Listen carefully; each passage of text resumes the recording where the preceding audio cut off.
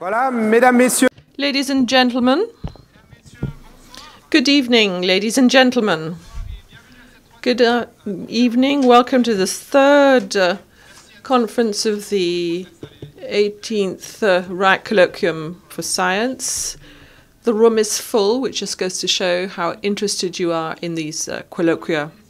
My name is Olivier Dessibou. I'm a scientific journalist. I'm going to MC this evening during the round table this evening and on Thursday and Friday for the last two presentations of the week. As you know, we welcome world-known scientists from all over the world, and they're obviously very happy to share the results of their research with you. This evening we're going to talk about energy, which is colorless, as you'll see.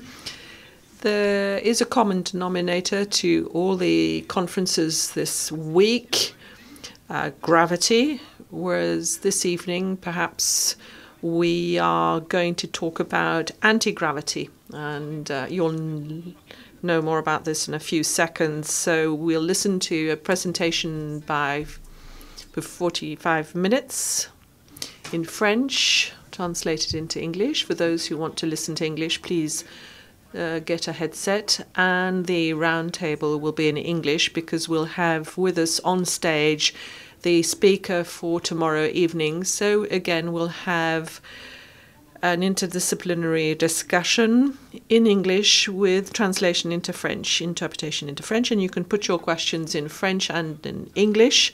I would ask you not to switch off your mobile phones. Why? Simply switch them on to silent, but keep them on, because you will be able to put questions via Twitter.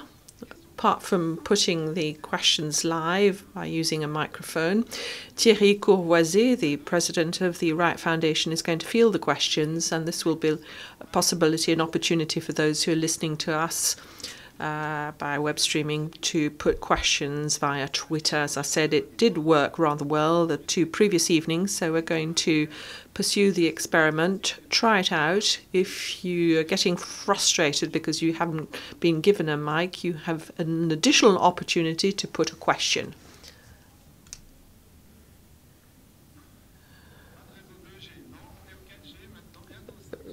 No, there's no 2G network. We're on 4G now. So before we get down to business and to assess the gravity of the situation, yes, I know it's an easy pun, but this evening I think we are going to discuss one of the greatest mysteries of this week's theme. There's a mega question about all this. So before I give the floor to this evening's speaker, I'm going to give the floor to Thierry Courvoisier, the president of the Wright Foundation, who's going to say a few words of welcome. Bonsoir. Good evening, one and all. Welcome to this evening's event. Cosmologists say very proudly indeed that they are into accuracy, and I must say they are right to a certain extent, because the parameters that characterize the universe are known to us all in all their details. Nevertheless, the studies would have us believe that 90% of the studies that tell us that gravity exists in the universe are not understood. So there is a science, cosmology, based on general relativity, which describes quite accurately our environment in the large scale by using matters whose characteristics we are not familiar with. So to travel in this universe, we need to talk about gravitation, and I'm very happy to see that Claudia Dirham took on the invitation made to her by the Wright Foundation to accompany us in this walkabout.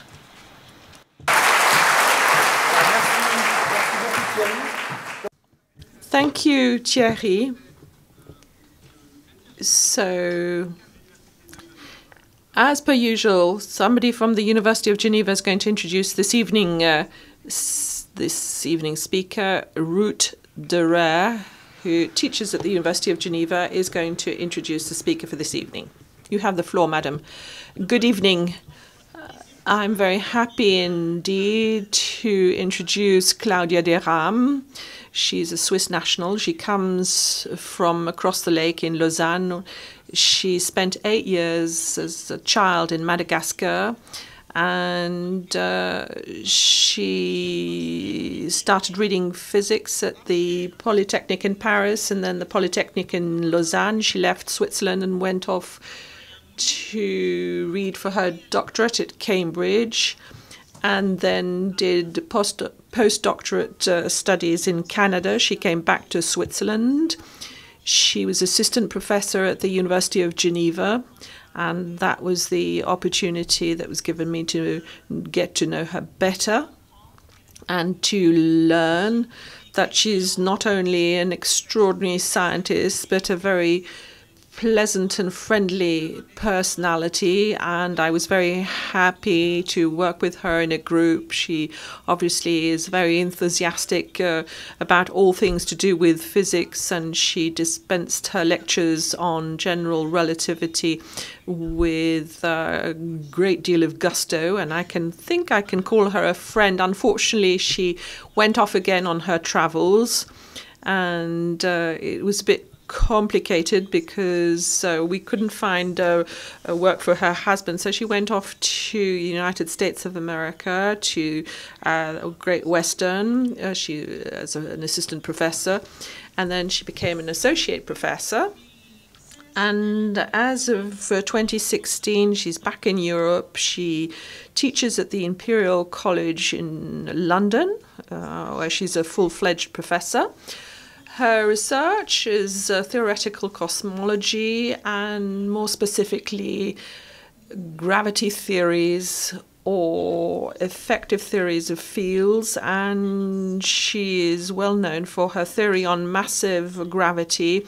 She developed a theory that was first proposed by Viertel and Hertz in the 40s, and they came a cropper because of something that wasn't possible, and she nevertheless found a way and come up with a consistent theory of gravity where she describes gravitons with mass and that are non-linear. So she's been awarded many prizes and rewards. For instance, this year she's been awarded the Adams Prize, first class international research on mathematics applied to physics.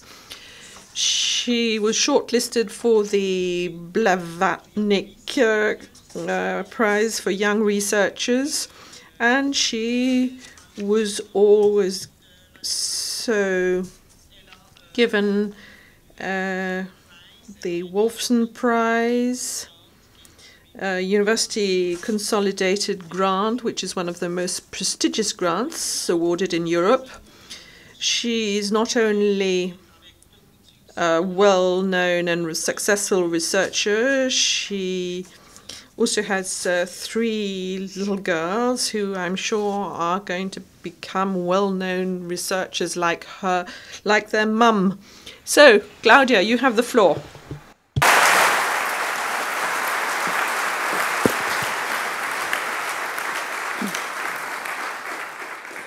Merci Ruth, et un grand.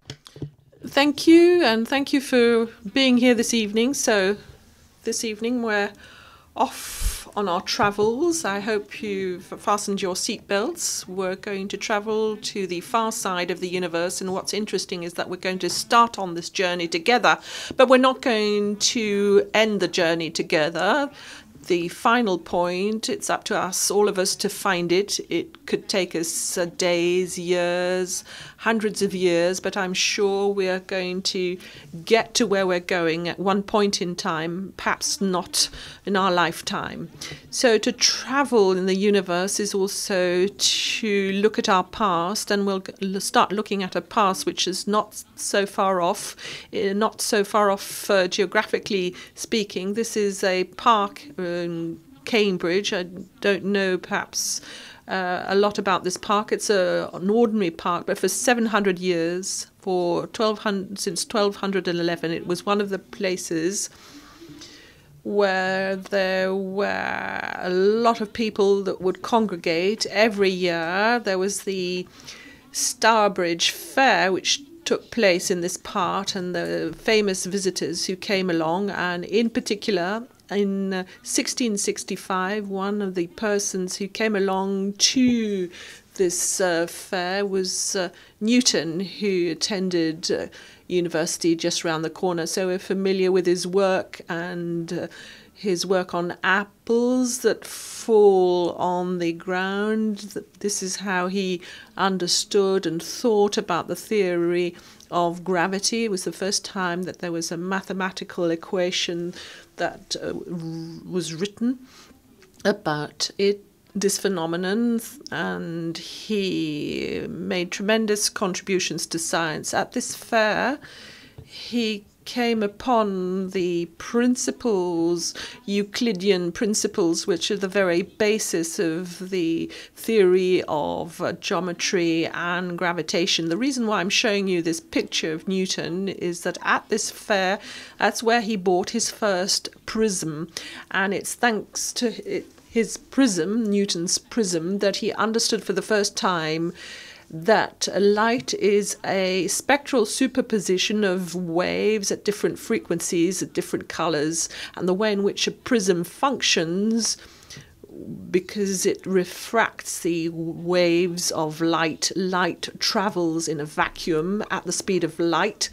300,000 kilometers per second in vacuum. But if we're not in a state of vacuum, if we're in water or air or glass, as we see here on the screen, the speed of light is slightly different to that vacuum, and depends on the frequency or the color or the wavelength of this color. And so when the light hits the glass, it propagates at a speed which is slightly different depending on the color, and that is why we have color diffraction, and that's what Newton understood. And these are the observations that we can make every day of the year. We look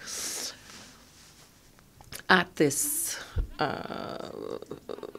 phenomenon, and we look at this rainbow, and we all know that there are droplets of moisture, and thanks to rainbows we have a good idea of the elements that are to be found in the atmosphere and in the sky. We don't need to travel there. Just because we look at the rainbow, we understand what are its constituents. So perhaps there's something similar, not perhaps for light, but for gravitational waves. Do we have rainbows of gravity? And I'll answer this question straight away. It hasn't been observed yet, but this doesn't stop us from looking. And if we came across rainbows of gravity, or even if we didn't see them, at least we would have some indications as to the composition, not of the sky, but of the whole universe. And Monday evening, Professor Damour talked to us about this, and we'll learn more about this tomorrow evening. But gravitational waves were detected for the first time ever a few years ago, and this is what happened in 2015. This is the 2015 event. It was the first time that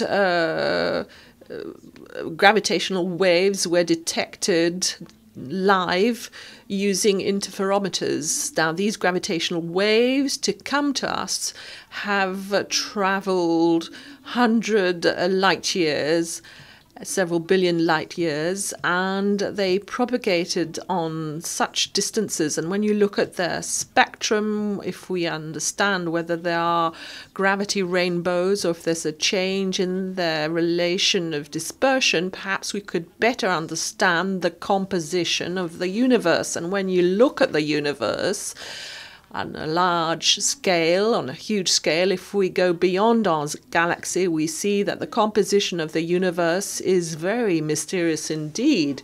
We can't really see it, it's observed, but if you look at these distances of the size of a galaxy, so 100 light years, we see that all the matter, I'm talking about matter, all that we are aware of, that we are familiar with, ourselves, the chairs, the air in this room, the planets and all the stars and all the interstellar dust, all this matter, all this mass which is visible but not necessarily visible, but all this visible matter cannot help us understand the total mass of the galaxy. So by looking at the movement of the stars, this is a symbol. If you look at the movement of stars and the periphery of galaxies, you can understand, have an idea of the size of the galaxy. The mass is greater than the mass of the galaxies. And to explain this big mass of the galaxies, which is greater than the visible mass, you have to posit the existence of black matter. And you know that galaxies and clusters of galaxies are plunged in clouds of dark matter. So again, this is an artist's representation. You don't see the dark matter. It's just to give you an idea of what we're talking about. The clusters of galaxies are plunged into the clouds of dark matter. We cannot communicate with this matter. It doesn't emit light. At least we haven't been able to detect any light. It doesn't interact with us. But we know that it does have a gravitational impact on stars and the way in which the universe develops now. If we focus on this point of the universe, we see that it becomes even more mysterious. We're talking about distances equivalent to billions of light years, cosmological distances. And I want you to keep watching the screen just to give you an idea of the distances we're talking about. And if we want to understand how the universe behaves over these huge distances, this dark matter, this black matter, doesn't help us understand completely the behavior of the universe, because the universe is expanding. This is an observation that we have been making for a number of years now. And we see that when we look at stars or star explosions happening very far away, they all move compared to our position. It's got nothing to do with our position. Everybody, wherever in the universe, see the same thing. We can all see the same thing, and we see this on this diagram. You see how a number of objects, the celestial objects, explosions of stars, how these objects move vis-a-vis our position, their speed vis-a-vis ourselves, and this is a unit of distance that we like to use in cosmology. And the further the object, the more it will move further away. It's an expansion of the universe in all directions. So as soon as we say the word expansion, we immediately have a question that comes up. And we would like to know, where is it expanding? And I'm going to give you an answer which you're not going to like. Into nothing. There's nothing else but the universe. The universe is all the space, is all the time. Outside the universe, there's nothing else. There's no notion of space outside the universe. There's no ruler that will allow you to measure anything. There's nothing. It's just the universe. So very often we shown this pictures to the evolution of the universe. And the reason why this is presented, because I cannot cut up the transparency. There's nothing, and I cannot represent it, but it's not really a space outside universe. The universe, it's nothing. So the universe is born, but it's not what I'd like to show you here. It's not a point in the universe as of which something developed and became something else. This is wrong. There is no extremity to the universe. There's no edge to the universe. We think that the universe, from its inception, from the Big Bang onwards, from that point onwards, already was infinite in size. So infinity is something that we find upsetting. We are ill at ease when faced with infinity. So it's rather difficult for us to think about something which is finite. But it is possible. I mean, we don't think that this is necessarily the case. It's quite possible that the universe is closed, and therefore it could be finite, it could be a sphere. It doesn't necessarily have to be a sphere, but it could be a sphere. When I think about the surface of a sphere, it's something which is two-dimensional, and to represent it in my imagination, the surface of a sphere, I have to take out one of the dimensions of the universe, and I only have to think of two dimensions of our universe, and I have to imagine that it's closed up as a sphere. And then it's easier to imagine what we mean by the universe is expanding. So on the surface of this globe, of this sphere, this globe, this sphere, it's expanding, it's ballooning, and you can see that any galaxy at the surface of this sphere is becoming even more removed from one another. And when you're at the surface of this sphere, there's no point in particular, there's no center, there's no focal point. And outside this surface that we think about by adding a dimension, there is nothing. There's not another dimension of the universe. It's not another dimension. It's just a way we have to try and represent what we mean by when we say that the universe is expanding. Now, back to gravity. So what's gravity got to do with all this? Well, gravity is an attractive force. When I threw the apples towards you, you all thought that the apple was going to fall on your head, but I didn't want to throw an apple that was too heavy because it would have hurt you. But we're used to the fact that this gravity is an attractive force, and if I think of several masses, several galaxies, gravity is attractive, therefore it should bring these galaxies together. If that's not the case, we imagine that there's a force that decreases the expansion of the universe. So, in other words, if we look at what's just happened quite recently, we could expect that what we're looking at right at the beginning of the universe, it was expanding, but we could expect that the universe is going to contract, or that this expansion is going to come to a halt one day.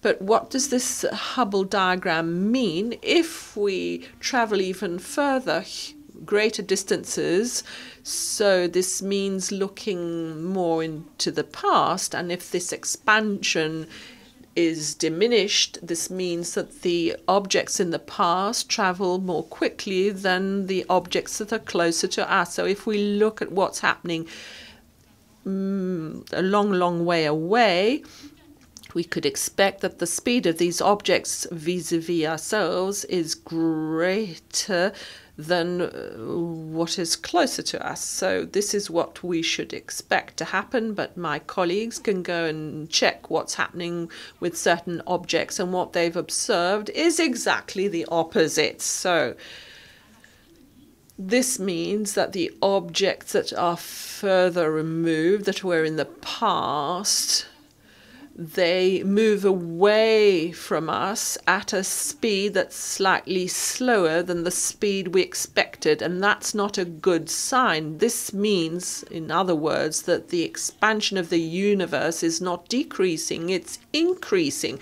Not only is the universe expanding, but this expansion is taking place at an increased pace. So this is the reason why the Nobel Prize was awarded in 2011 for the discovery of the accelerated expansion of the universe by looking at the explosion of far-removed supernovae. So this is something we've been able to observe. But as a cosmologist, we have to try and understand why this acceleration is even happening, because ordinary matter that makes us all up, atoms and the dark matter, the clusters of galaxies that are plunged into this dark matter, they don't want to see the expansion of the universe accelerate. We would expect them to decrease the expansion of the universe. So to explain this, we have to posit the existence of another substance, a new substance, which we're going to call dark energy.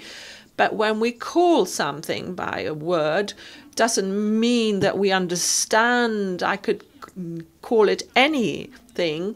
It's just a name we have given out of ignorance to try and explain the reasons for the acceleration of the expansion of the universe.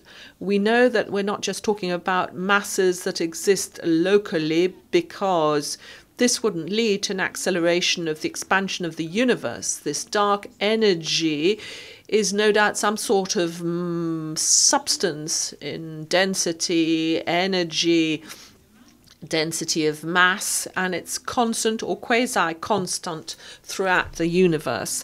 And to try and analyze this even further as to what this dark energy could be and the origins of this dark energy, we try to go back to the origins of ordinary matter and try and understand ordinary matter, what we are made of, all the matters that we are made of, the earth, the air. The air is made up of molecules, of atoms, of electrons around a nucleus made up of neutrons and protons and quarks. And the quarks and electrons and all these other particles are the particles of the standard model of particles. This standard model includes all particles that make up matter, including all the particles that are making up fundamental forces, where you see the equation. Phi is the Higgs boson that has been discovered at the CERN, at the LHC. This was a rather comical way of representing all these particles. If I'm showing you this, it's because it's more fun, obviously, but also because it shows that graviton is present as a fundamental particle. I think you've all heard of this mystery, how can we associate gravity with other forces or with other particles from the standard model. But at low energies, perturbatively, there is absolutely no problem to include graviton amongst all the other forces and particles of the standard model. You can include it rather easily here. It could also be possible to include some part of physics beyond the standard model in order to include or incorporate dark matter, which would explain why or how the energy from galaxies is propagating. All these particles from the standard model, those which make up matter, those which create forces, strong and weak forces, the photon here that transmits the electromagnetic force, and graviton that transmits gravitational force. All these particles are part of the standard model. You could add up the graviton to this, but all this matter we think is concentrated in galaxies and in galaxy clusters with dark matter. This is a combination of numerical or digital simulations based on analysis and observations, and it shows us how dark matter structured itself into clusters of galaxies and then galaxies and solar systems, etc., etc., within these structures. The whole amount of matter, dark matter and visible matter, is concentrated in these structures. But the dark energy is diluted everywhere, not only in the structure where galaxies and clusters of a galaxy exist, but also in the vacuum between galaxies and clusters of galaxies. This dark energy, we know that we have very little interaction or hardly any interaction with it. We try to communicate with it through gravity. As such, this dark energy is present everywhere, here in this room, a little bit here, over there. But the density of energy, I'm going to translate that into density of mass, because we know E is mc to the square, so there is a relationship between mass and energy.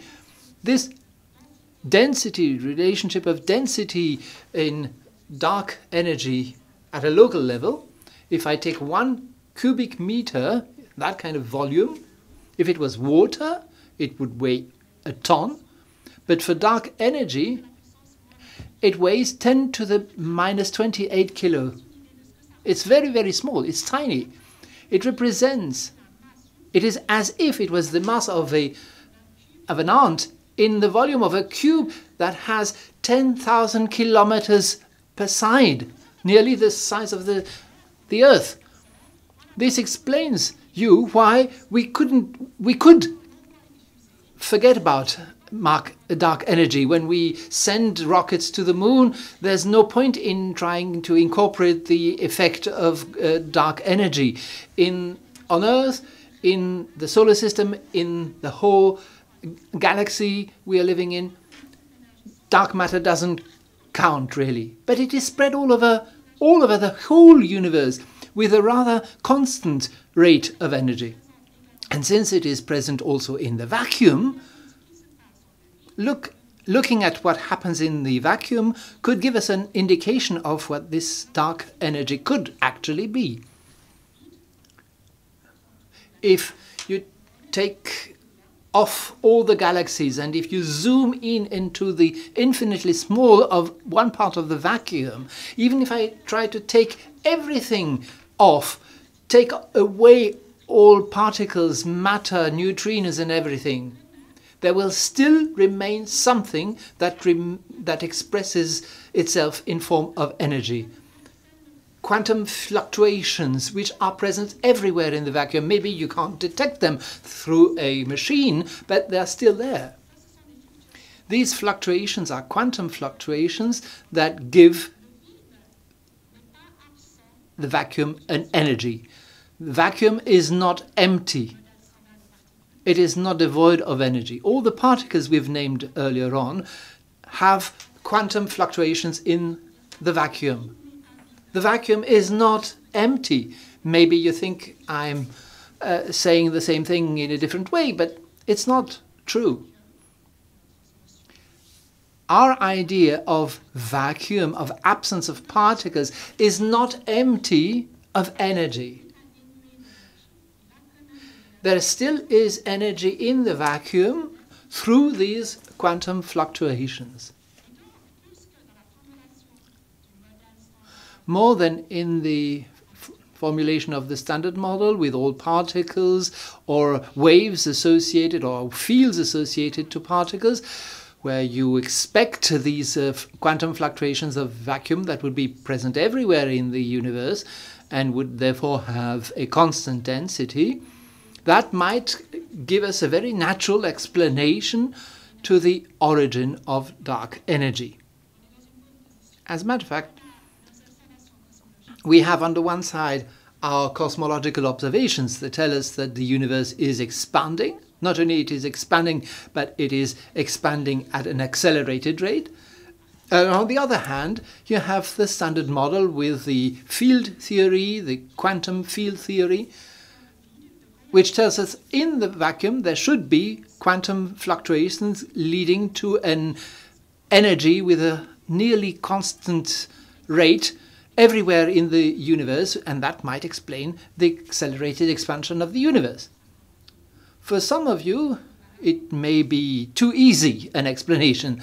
I believe that there may be in the room some very wise people who might ask awkward questions afterwards. So let's make a calculation. Let's take some particles, the particles from the standard model. Let's take the Higgs boson, for example, because this is the new star of the show. We know its mass, 125 giga-electron volt. We're speaking here about mass, 10 to the minus 25 kilo. And we're going to try and assess the contribution of the Higgs boson to the energy of the vacuum. And we'll try and see whether this is the right order of magnitude and enough to explain the acceleration of the expansion of the universe. If you take quantum theory, you always have a duality between particles and waves, and there is no exception with the Higgs boson. It was considered as a particle, but actually it's also a wave. There is a kind of duality of discretion in between the two. If you consider the Higgs as a wave, it obviously has a wavelength associated to its mass, which is the inverse of its mass. So a rough estimate, but which should be rather accurate, tells us that this energy coming only from the Higgs boson should have the following contribution. One Higgs boson in a box corresponding to the wavelength of a Higgs boson. The length of the Higgs is that kind of magnitude, 10 to the minus 18 meter. We're not quite used to working with that kind of magnitude. So I'm decided to illustrate that with points of comparison. This helps you comparing things with what we know, from a watermelon to a molecule of water. 9 orders of magnitude. Now, if you take the order of this, the size of this box, you should diminish it again by 9 orders of magnitude. Just to give you an idea of this, of the tiny volume we're talking about. So let's take that. You have the mass of one Higgs boson in a box of that size, the density of the Higgs boson, or the density of the energy of the vacuum coming from the Higgs boson, should be more or less the mass of the Higgs boson divided by the volume of this box. We're going to calculate that all together, and that should bring us to an answer of 10 to the 29th kilo per cubic meter. Let's compare that with what we needed to know about the accelerated expansion of the universe. And now you have a big problem, because the figures are quite different. The figures are more or less the same one, but there is a minus sign here. It's 10 to the minus 28, whereas according to our calculus, it is 10 to the plus 29. There wasn't a mistake in my writing. There are indeed differences with, on the one side, plus, and on the other side, minus. This is an estimation based on our theory, which is extremely valid and enabled us to predict the Higgs boson, and it was working very well in any situation. And when you compare that with what we need to explain our cosmological observations, you see a difference of 57 orders of magnitude. This is the huge error, the major mistake in the whole history of science. Now, if you make a mistake by the next time you calculate something, you'll be able to be relieved by saying at least it's not a difference of 57 orders of magnitude. And I have no solution to explain this discrepancy. The only thing I can say that, obviously, if it is the energy of the vacuum, we have to rethink about everything that we've been thinking about so far. Or maybe the origin of the accelerated expansion of the universe is not due to the energy of the vacuum. Maybe there are compensations between various other elements that I haven't taken into account in my calculation. So in that case, we are back to our initial question. What is the origin of this dark energy? What is it actually? And this is a very actual and valid question we're all thinking about. This is a diagram of the various possibilities which I created in 2008, 10 years ago. And last summer, I tried to organize all the other possibilities that surged up in the meantime.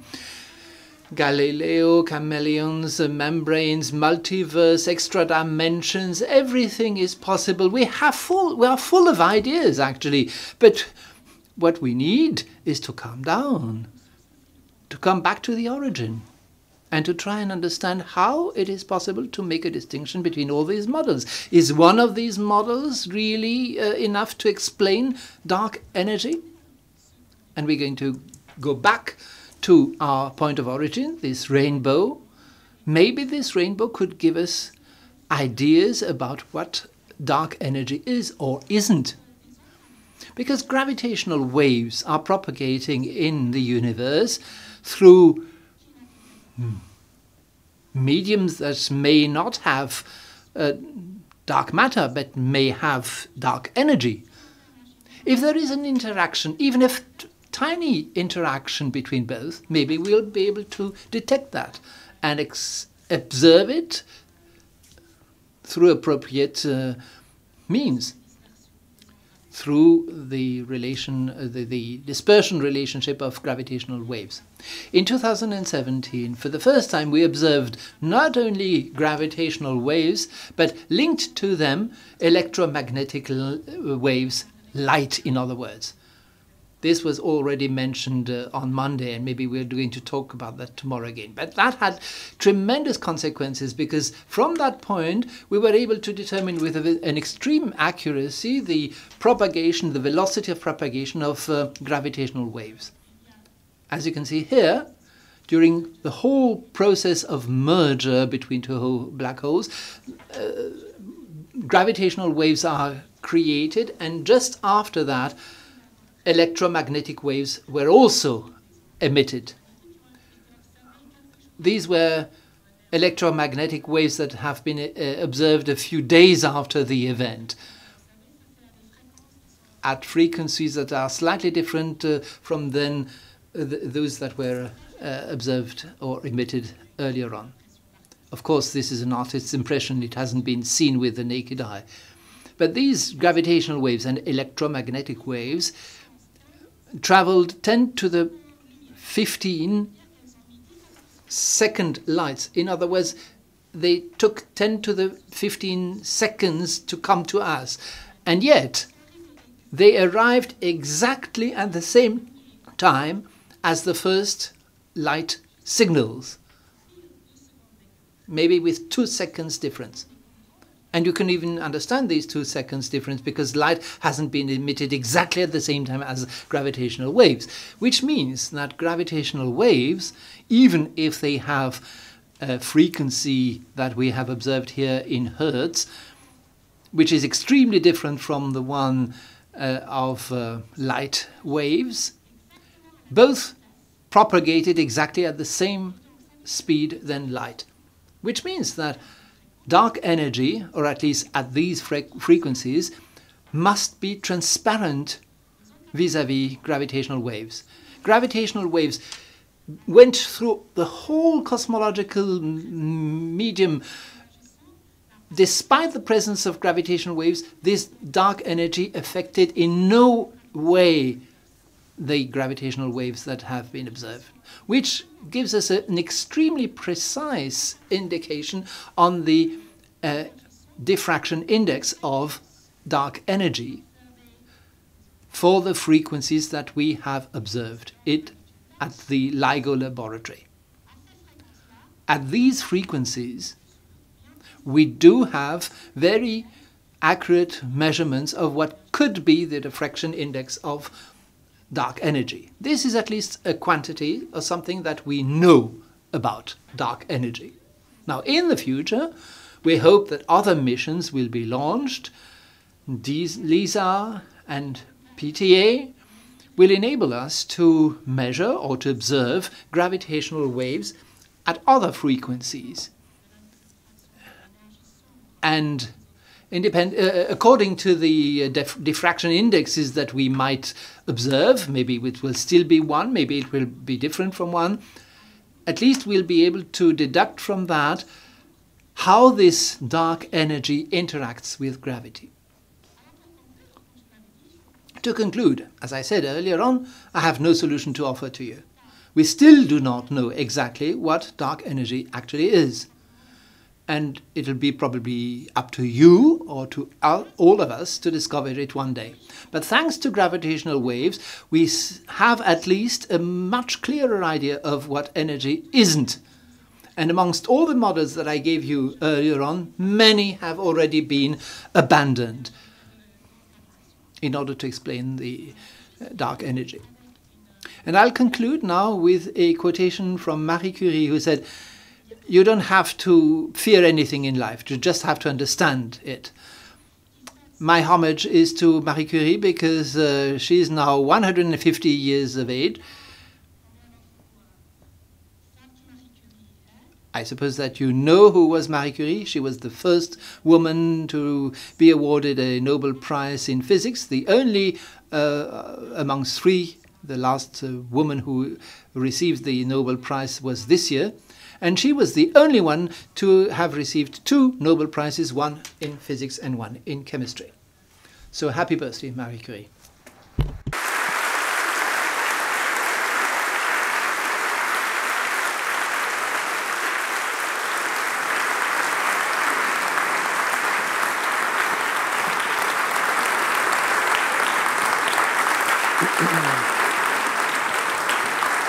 Merci. Merci beaucoup. Thank you very much. Thank you for this extraordinary travel. Now we're going to switch to the question and answer time. Will be held in English, so please dare ask your question both in French and in English. There is a simultaneous translation. And for the discussion, I have the great pleasure to invite on stage our speaker of tomorrow about gravitational wave, which is a good point because you mentioned so many times gravitational waves. And this is Gabriela Gonzalez. Please.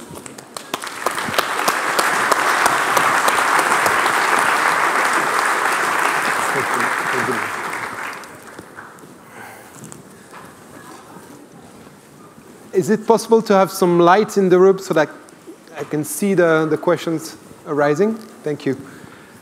Gabriela, so I'll present you in a very few words. So you're one of the co-discoverers, if I can say that, of the first observation of the gravitational wave in 2015, which were announced 2 years ago. Can you tell us, I mean, how it helps, in your words, how it helps to kind of decipher this mystery of dark energy? Well, Claudia actually explained it really well. Wait. Mike? Can you hear me?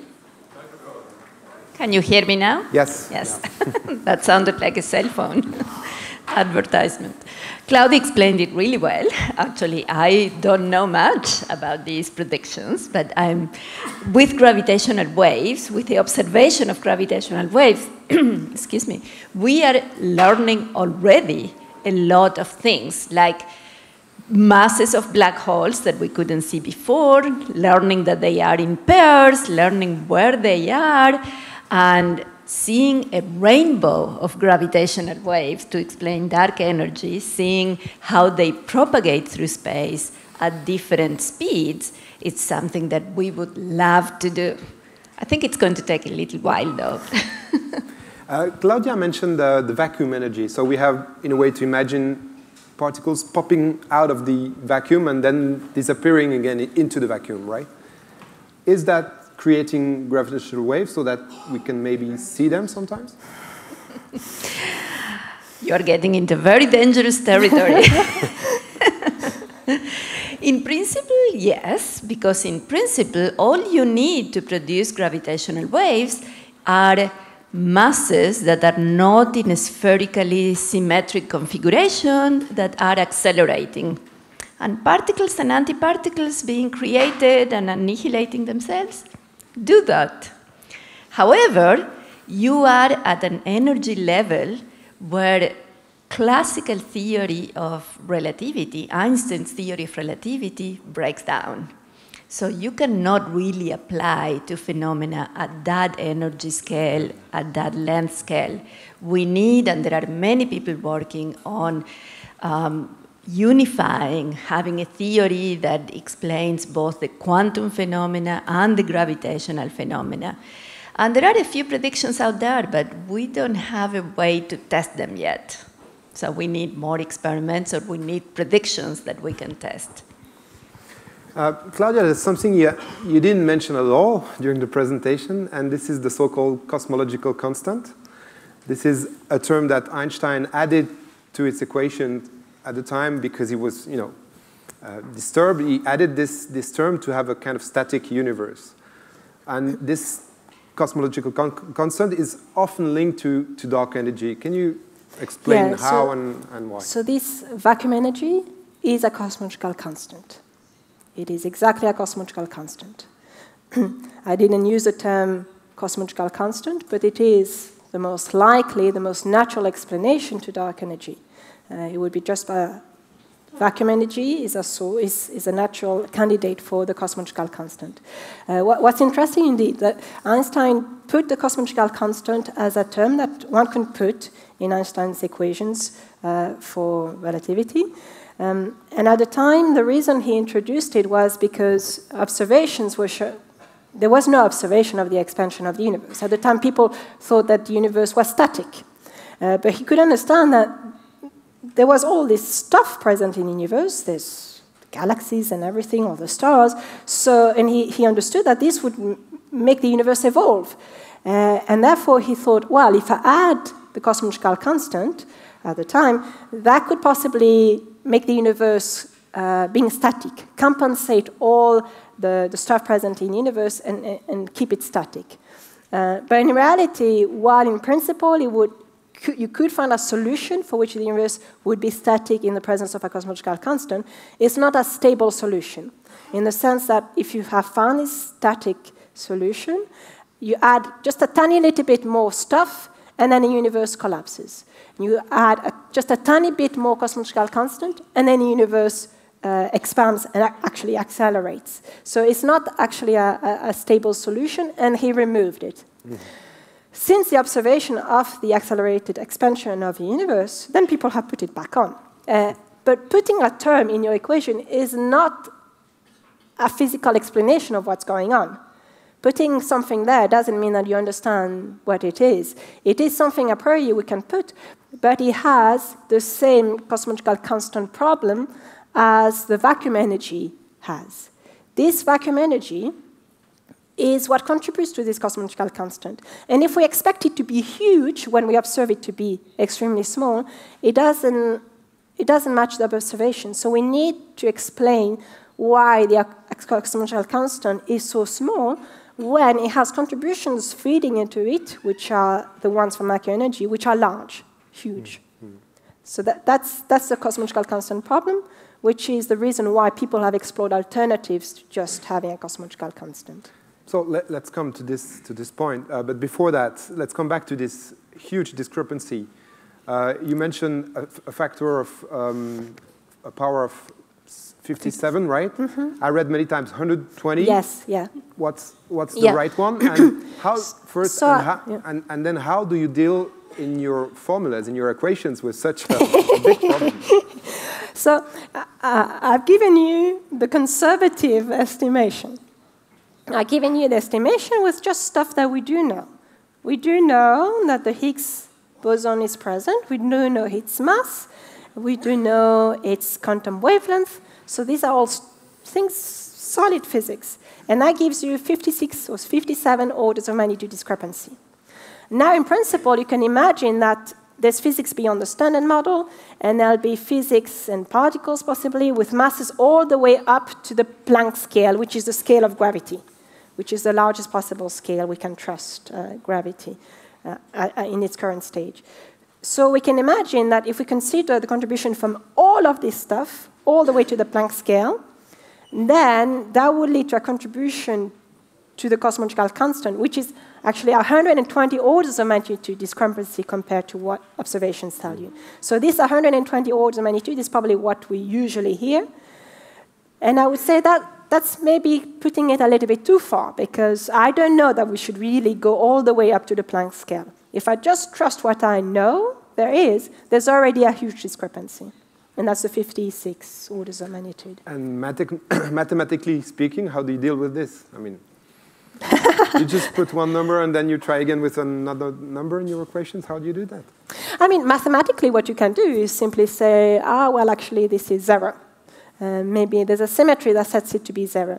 What I haven't said is that in doing this estimation for the vacuum energy, we actually need to compute some loops, some quantum loops, and we need to explain how we're going to regularize some infinities. I've assumed a quite conservative way of regularizing these infinities, but in principle, you could have an answer which is infinite. Now, we never trust an infinite answer, and we always need to make sense of it and say, well, if the answer is infinite, it's because it's relying on physics that we don't know whether we can trust, really. So let's just go up to physics that we can trust. So mathematically, we need to understand what is the limit of our knowledge and how we implement that in a mathematical equation. Another question, you also mentioned it in your presentation, it's called dark energy or globibulga, but it's maybe something that we don't need. I mean, there are some alternative theories that just get rid of dark energy. That might be something that we miss in the current equations. Mm-hmm. So can you tell us a bit more about the alternative theories that, that don't take into account dark energy? That's right. So in that sense, let me just take the perspective that dark energy, a cosmological constant, is one candidate for dark energy. Let me take that perspective. So let's imagine we don't have any dark energy. That means no cosmological constant, no dark energy. What is possible is that, we infer the need of dark energy because we make observations, and we trust the theory of general relativity, we trust its validity up to large cosmological distances, and then from there we infer that we infer first that the universe expansion is accelerating, and that we need some dark energy to source this acceleration. But all of that is based on the assumption that general relativity is a valid description of the force of gravity on those distance scales. But the only probe that we have on gravity at these distance scales is cosmology. So we don't know that it really is the correct description of what's going on these distance scales. We have no other way to test that. We have no other system which is so big that we could test that.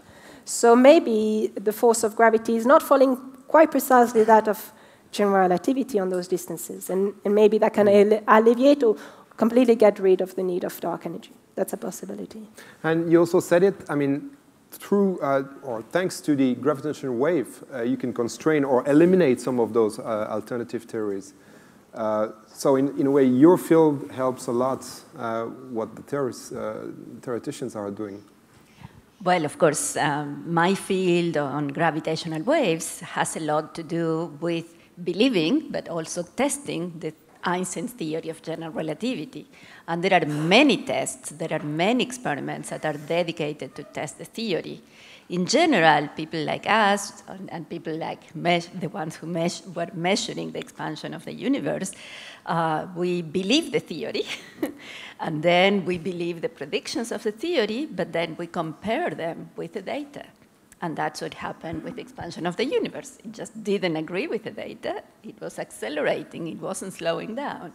With us, so far, we don't have enough precision in our tests, but as our detectors get better and better, and as there are other detectors of gravitational waves of different wavelengths and different energies, we might discover a discrepancy.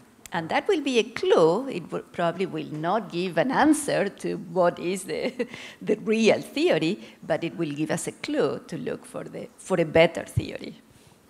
Another theory was brought very recently, I think a few months ago, by a professor emeritus of this university called André Meder. You might have heard about this, and I have to go back to my notes because it's quite complex. It's called the scale invariance of the empty space. The idea that the vacuum remains invariant to scale. Whatever you do with it, do you contract it or expand it with the universe?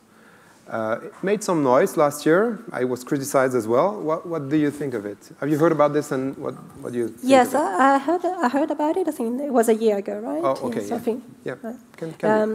Yeah. I mean, it's always good to contemplate every possibility. At that stage, it wasn't entirely clear, at least to me, how much you could really help with the fundamental problem of the cosmological constant problem. And there's a lot of. I present a problem that we have, but there's a lot of physics and observations that we have. It's two very solid theories, and they're much more than theories. They're very consistent with observations and with experiments on so many levels.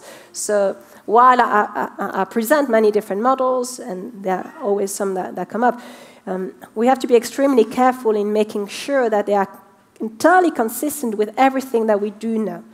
Quantum field theory and the standard model of particle physics is extremely we don't have so much room to play with it at Wish. And so it's not only that, but we also need to embed our thoughts into a fully fledged theory, just like the standard model of particle physics. So it's not that we can just change the properties of the vacuum at Wish. We need to understand how that would come into a fully fledged theory and then be consistent with everything that we know so far. So it's a delicate balance between the two. But still, I was struck by the harsh words used in some articles by your colleagues to really criticize the theory, saying, no, it's bullshit, if I can say that. Maybe I won't make any comment. Okay. So I'm turning now to the audience. Are there some or many questions? So I'll start here, and then Madame, and then here. So first in the front, then I'll go to the back. Just Monsieur en gris. Gentleman in grey. Thank you. I have two questions for Ms. Ram. The first one has to do with your findings and how it relates to the work done by CERN regarding the origins of the universe. Does it punch any holes? That is supported? If you could give us. The second one, I have problems conceptualizing the infinity of the universe with what you said, that there is nothing outside of it. I cannot reconcile those two things. Thank you. Thank you for the question. So with respect to the connection with what is being found at CERN, what I have presented so far, I should say, it's not my findings. It's the community finding. I almost no part in playing into these findings.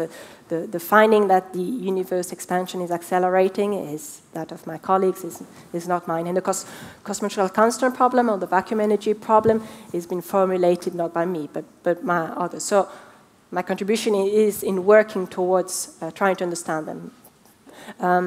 But in connection with what has been done at CERN, the energy scales are very different. So what we're dealing with here is something which is at the level of distances of the whole universe.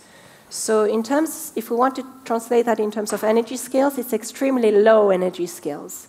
That's what we're observing. We're looking at something which is extremely low.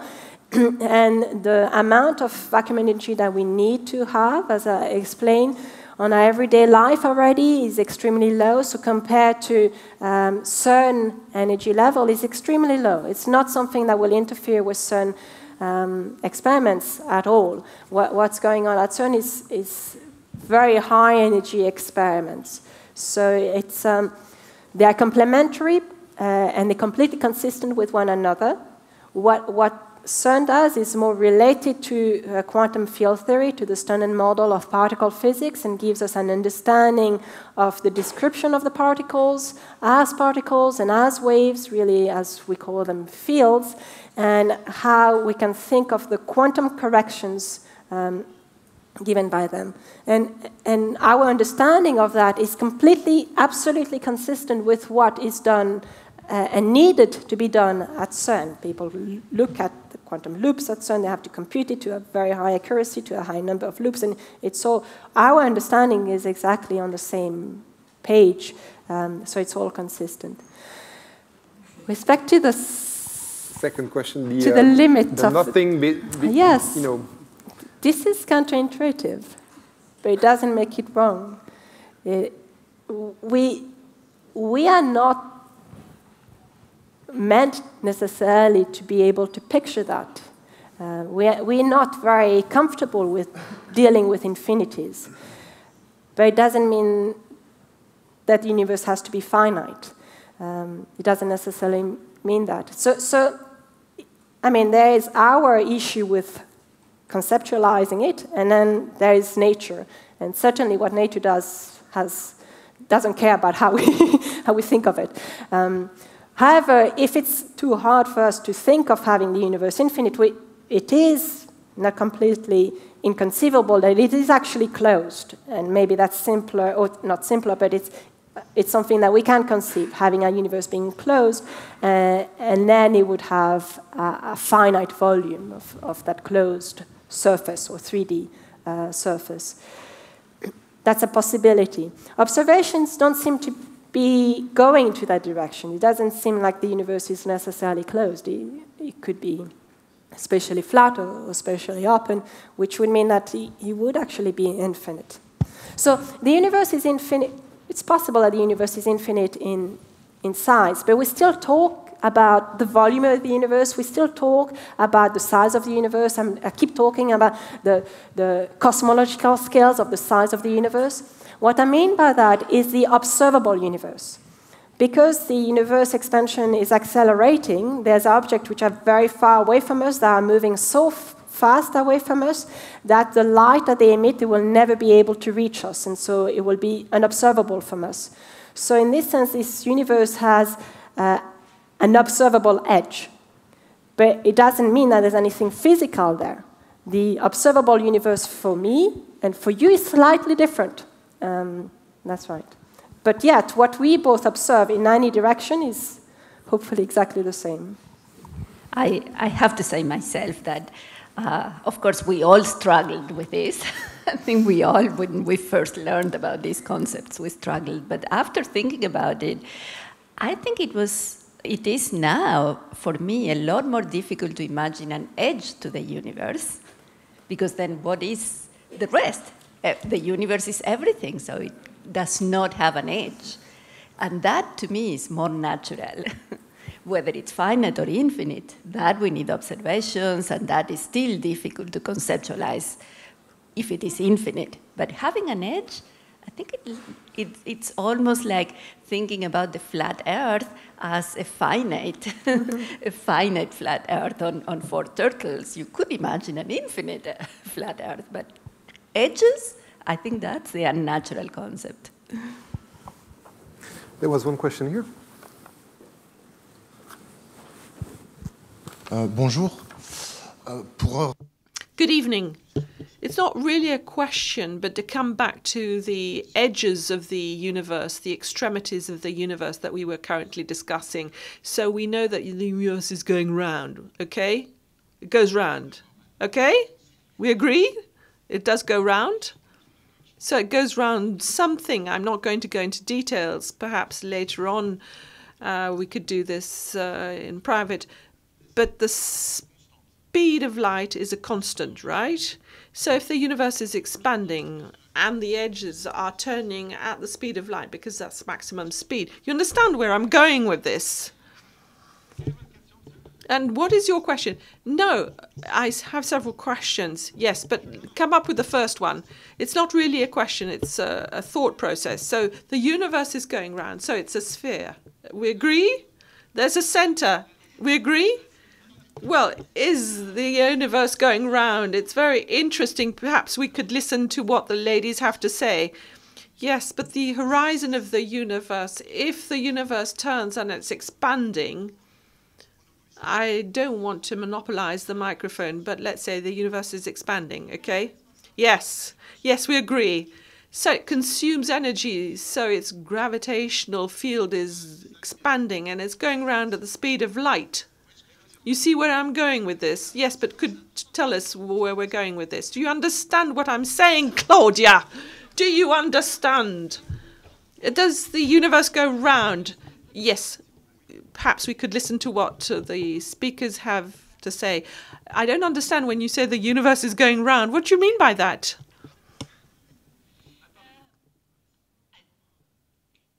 I understand something going round is going round a center, and we don't believe the universe has any special place that doesn't have a center. I am the center of my observable universe. You are the center of your observable universe, and there's a very strong overlap between those two.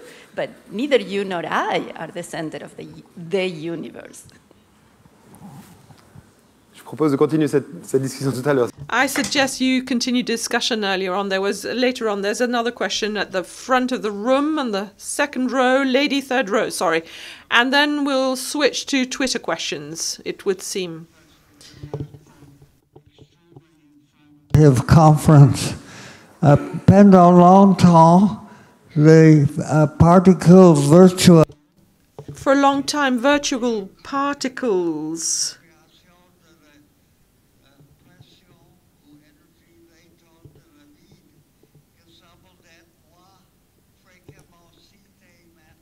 were often mentioned when we discussed vacuum. Perhaps this is no longer the case. Could you explain why virtual particles are no longer a candidate for further research? This is kind of related to what I was trying to describe as what is present in the vacuum. In the vacuum, there's constantly some quantum fluctuations and constantly creation and annihilation of virtual particles. We may not necessarily be able to detect them, but it is there in the vacuum. And so this is definitely one candidate for cosmological constant, for dark energy. On passe peut-être sur Twitter. Sorry, we switch now to Twitter. There's one on dark matter rather than dark energy, and the person asking the question says, well, why do we need dark matter? Maybe we just got the mass of the objects wrong. So I have to admit I'm not a specialist in that.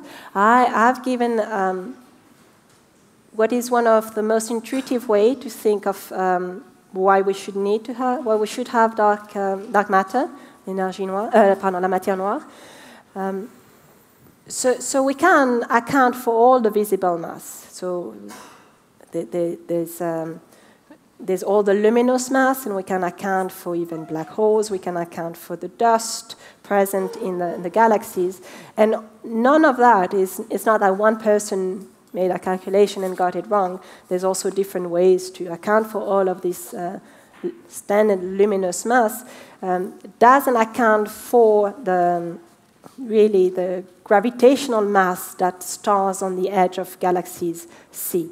And it's not just a small error. Actually, just the luminous mass that we can account for is only 5% of the total mass of the galaxy. So it's a big discrepancy. It's not that we just forgot to count 1 or 2 stars. It's really a big thing. And even if you think, well, maybe there's a bigger black hole at the center of the galaxy than what we would have expected, it still doesn't account for all of that. But more importantly, this is just one of now many evidences we have, cosmological evidences that we have on the existence of dark matter. I've shown that simulation. It was a numerical simulation that showed how dark matter get clustered into into filaments, and how that led to the seeds of clusters of galaxies and then of galaxies. These are numerical simulations that account for the existence of dark matter. And we couldn't make any of that. We couldn't make sense of the current universe if we hadn't accounted for all the dark matter that needs to be present. The whole evolution of the universe that we observe today, which is consistent with observations today, only makes sense if dark matter is present. If it isn't present, it's not compatible with what it is we're observing, from not only just from this galaxy rotation curves, but from X-ray in one part, from structure formation in another part, from the observation of the cosmic microwave background in a third part, from many different types of very complementary cosmological observations. And there's another question which is then related to dark energy, which maybe we can paraphrase a little bit from what was asked directly, and that is to know whether the density of the dark energy is changing with time. Yeah, so that's a good question. The real answer is, since we don't precisely know what dark energy is, I don't know the answer. If it is a cosmological constant, or if it is really dark, the vacuum energy, then we would expect the density itself to remain constant.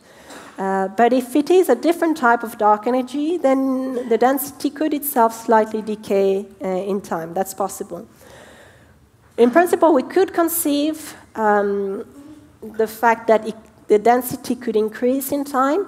Typically, models that would predict that, they're not very stable. But in principle, we could conceive that as well. I'd like to go back for once, or in the middle. There are 2 questions here. So the man with the red shirt, please.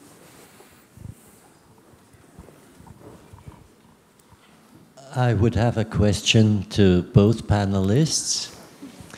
How would you react to the idea known in India and based upon medial perception of sages that there are billions of universes? And the other position, a bit more intermediate, in the Western academic world, that there are multiverses. How do you deal with this? I'll let Claudia give the scientific answer. But I have to say that I find the idea of parallel universes, multiverses, different universes beautiful, but very difficult to test. So there's a difference between things that we like to believe or things that we want to believe as a scientific theory that we can test. And so far, at least from what I understand of multiverse theories, there are not yet predictions of that could be tested. It's an idea, but and there are many theories like that, and that doesn't mean they're wrong. It just means that we can't decide scientifically whether they are true or not. But at the same time, some say that the black holes are, entry doors to this other universe, or could be or so. And you're working on black holes on LIGO, etc., yes. on merging of black holes. Yes. And with Lisa and ELISA and LISA coming in space in 2035, yes. 20 years. And astronomers have been working with black holes, and we have been looking at, in different ways at black holes, and we cannot tell whether inside the black hole is a door to another universe, because we cannot tell what's inside the black hole. Now, there might be ways to see what happens. It might be that, for example, we see a black hole evaporate. Mm-hmm. And then we can see whether there's something that remains in there. Of course, that current predictions for how long will it take for the black holes that we know to evaporate are certainly beyond the life we have, the life our solar planet, will, at least our Earth will have. So we won't have time for that. But there are ways about perhaps creating small black holes that evaporate faster. That's something that has been talked in CERN. So I don't discount the idea that we could test what's inside the black hole. But we don't know at this time. We cannot tell what happens or doesn't happen inside the black hole. Let's talk about the idea, and I'm here transforming myself into a cosmologist for a while now, but that our universe is surrounded by a multitude of other universes. Could that be the reason that it's exploding and accelerating in its explosion? Could that be, the attraction of those other universes around our universe why not explain? So that's already kind of accounted for. We know that the observable universe, that's not all there is. There is an infinity of things around us, just part of the universe as well.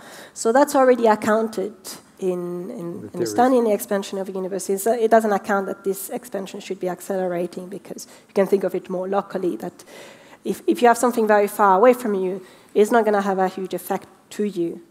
So having lots of stuff beyond our horizon won't necessarily help us understanding what the accelerated expansion would be doing.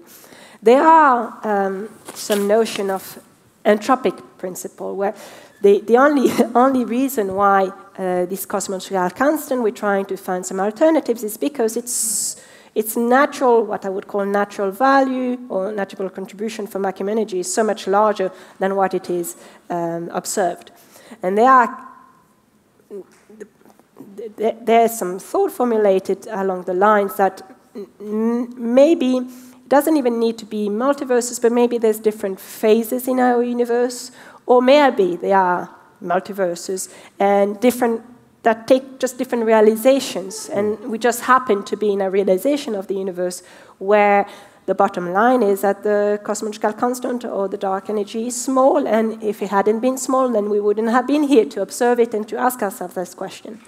This is possible, but it's extremely hard to prove. It's extremely hard to find signatures of such a thing. And so is it really physics, if we can't never disprove it? Or is it more of an explanation that satisfies us? But we want to do physics, we want to explain it, and if we can't find any ways to disprove it, we'll never be able to prove it. We'll just be able to be satisfied. But you're bringing an interesting point. Will observation always be the final judge on everything that you're doing? Observing what is being theorized by... Yeah, it's very important, yes. Yes. Yeah, that's what we believe in science in general. It's not only observing it, it's reproducing it, having reproducible observations. I mean, that's the basics in medicine, right? I mean, it's not just physics, it's science in general. It's only if you can reproduce the experiment, the observation, and the explanation works for all those experiments, then you have a good theory to make predictions and to work with. There was one question, yeah, just there, and then we go back to Twitter and then in the front. Please. Thank you for a great presentation. Quick question. At a moment in your presentation, there was a slide with a myriad of different theories that are now competing. Of those theories, and there was massive gravity that was mentioned by Professor Dirham, that is your work particular. How many of these theories discount completely dark energy, and does massive gravity is massive gravity amongst them? You are very sharp if you managed to see massive gravity out of all of those. So is one part of the question, how many of them discard the need of dark energy? In reality, not many, maybe 3 or 4 out of them. Most of those models, they would they lead to a new candidate for dark energy. Most of those models, they would postulate the fact that the cosmological constant or the vacuum energy is 0 for a reason that we can't completely explain at the moment, but maybe there's a symmetry that would set it to 0, and maybe there's something that evades us in computing more precisely what the vacuum energy is, or the quantum corrections to the vacuum energy is. So it has to be actually 0 and lead to a new candidate for dark energy. There's a few of them. Massive gravity originally was one of them, for instance, that tried to accommodate the cosmological constant problem. Ask for the fact that, well, maybe this seems to be a discrepancy between the value of the accounted value of vacuum energy and what it is we're observing. It seems to be a discrepancy because, once again, we're using the laws of general relativity, and that's where the contradiction is. And so if we modify the law of gravity, maybe this amount of vacuum energy is actually what is responsible for the acceleration of the universe. There's no theory, including massive gravity, that can really prove that this is done in a successful way right now. This was the aim for massive gravity, in particular, for all the theories which are analog to that. It's not entirely disproven, but no one can say that it's really doing what it is supposed to be doing. It's a very hard thing to do. As it was part of the question, the standing of that theory with respect to observations? No. Okay. It was just curiosity. Is it one of the 3 or 4 theories that in somehow can bypass the whole question of massive dark energy? Yeah, so some of these theories, they just accept vacuum energy, the cosmological constant, as being the source for the acceleration of the universe. So we go back to Twitter, and then Monsieur there. Yeah. There's one question which actually comes from somebody who says all of that rests on observations of supernovae, very far away, being just a bit fainter than what you would expect. So the effect is relatively small, and to which you would add that we don't know the physics of supernovae that well. We have to tweak a bit around to make them standard candles. So in the end, how sure are we that the universe is accelerating? So again, the answer is very similar to what the answer for dark matter was. I presented one. I didn't even mention too much the notion of supernova, but I mentioned this relation between velocities and distance of objects, and that's what leads us to the belief that there is acceleration, and that's what the Nobel Prize was given for.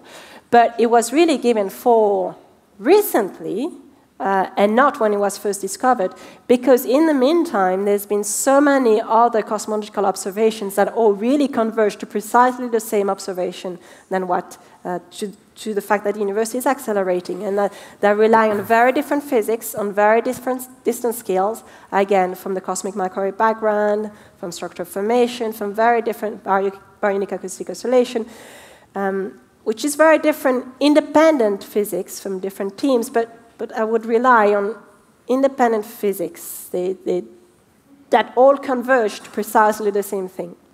So we are very sure. Before I come back to you, sorry, just a second. I'd like to add something on this. it was 20 years ago, but were we here in 97, we wouldn't talk about this at all, right? So this discovery opened so many questions. That's the beauty of science as well. I mean, is it never ending? Will we ever open thousands of new doors with each new discoveries? Yeah, absolutely. It's like that. Every time we make a new, we answer one question, we think, or we make a new, I say we, in the colloquium, we make a new discovery, there's a new door, there's 1,000 new doors that open, and that's the beauty of physics. I think you can tell a story. Well, I don't know which story is that. That's for tomorrow. But it is true that in the history of physics, there has been several times, I mean, beginning with the Greeks, we thought, as a civilization, we thought that everything was about to be known or was known already. And that has been proven wrong. Every time we understood a bit more, we understood how much less we knew than we thought we did. Monsieur. Oh. No, there's a question there, excuse me. Hello? Monsieur? Yes, thank you for your presentation. We're looking for unknown elements that repel and other unknown elements that attract. The only thing in common seems to be that they're unknown. I just wanted to be sure, because of their mode of operation and scale, we are quite sure they could not be two aspects of the same thing. Thank you. For black energy and dark matter. So the question is, are we sure? Are we sure that there's dark matter and dark energy could not be two aspects of the same thing? So there are models that try to explore if they're connected to one another, possibly, but we need elements that, for which the intrinsic scale is very different. As I've shown, you need to have some clustering about the clusters of galaxies and the galaxies. So you need to have, on one side, this clustering, and then on the other side, you also need to have something which has a constant density. So you can try, in principle, to, just because they are known, you can say, well, they're both unknown, so maybe it's just two sides of the same thing. That is possible, but when the scales involved, that's so very different, it's not entirely clear it's not clear that it's fair to say that we're going to explain them both at the same time, because the precise physics that we need to explain both is actually quite different. They operate on very different distance scales with, yeah. So we have to run, but I'll take the last three questions that, from the people who raised their hands, starting here. Yes. My first question have just been asked by the predecessor. My second question is the following one. Scandinavian physicists said that globally the energy from magnetic waves was higher than gravity over the whole of the universe. Maybe they've been influenced by the physical phenomena in Scandinavia. Third question, is there a distortion of the curvature of space due to gravitational waves? And maybe we could congratulate the interpreters. Thank you very much, sir. So, let's trace to I'll do that later on. So as far as the first two questions are concerned, maybe we can discuss that later on, the two of us. Technical questions, so shall we discuss about it afterwards? On vous propose de venir poser la question directement à Madame. You'll be able to ask the question directly to Mrs. Dirham because your question is slightly technical. The last question will be taken here, behind you.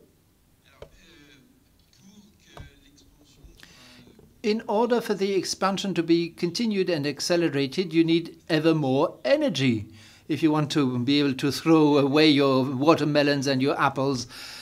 So the theory of the Emmental, in other words, a bubble developing in a mass of energy that has neither time nor space, and that eats up the energy from outside, because you always need more energy for expansion to accelerate. Isn't that a nice theory? It could be close to reality, as a matter of fact, because you need the energy from somewhere. So my theory of the Emmental, or the theory of the Emmental that I heard of, would explain this use of limitless energy coming from the rest of the universe. Vacuum bubbles. That's the We really don't like the idea that energy is not conserved, but energy conservation is actually a luxury coming from if we had time translation invariance. So if the universe was static in some sense, then we would have conservation of energy. In an evolving universe where things are not the same at different time in the age of the universe, we don't have conservation of energy as we know it. This is replaced by another aspect introduced by Einstein, which is covariant conservation of the whole stress energy momentum tensor. And that's the rules that we have to follow. And what we're proposing, what we're working with, what dark energy is doing, is playing with that game. It is fully conserving what it has to be conserving. It's just not conserving our notion of energy as we know it in a standard time way. So there's no need to explain why there is lack of conservation of energy. It can come from the geometry itself.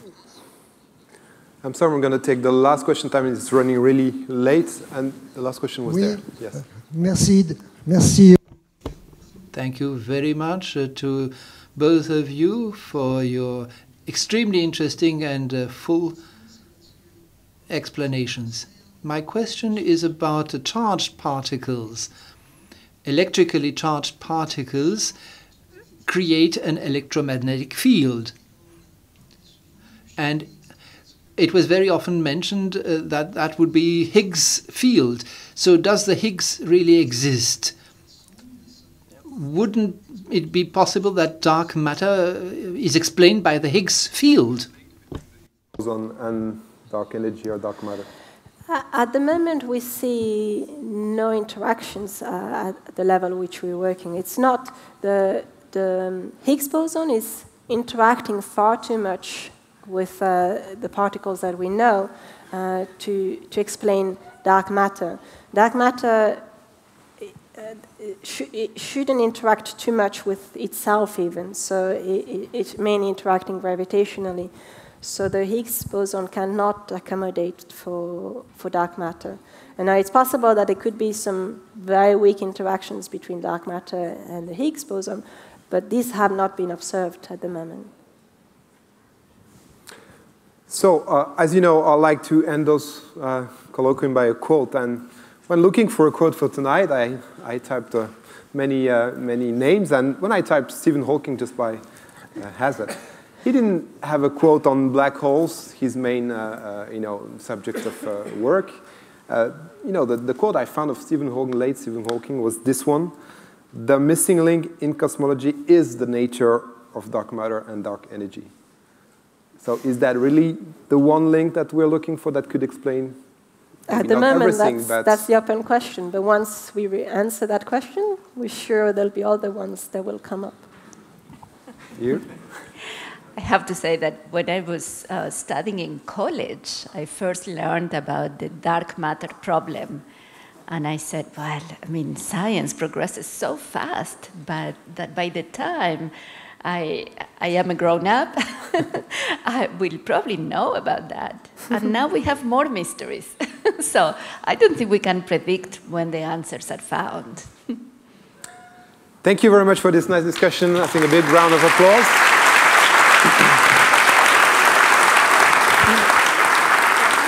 Voilà.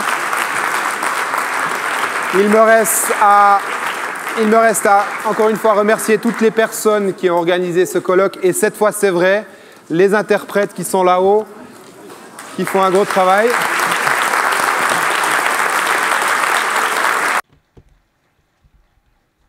Une dernière communication à vous inviter, pour ceux qui ne l'ont pas encore vu, à passer au Parc des Bastions, juste à côté, à 6h, 7h ou 8h, d'ici le 21 novembre, pour voir le spectacle. Donc, vous voyez quelques images ici. Un magnifique spectacle de 20 minutes, aussi, dans le cadre de ce colloque Wright. Voilà, je vous donne rendez-vous demain avec la conférence de Gabriela Gonzalez et encore vendredi. Bonne soirée et merci. Thank you.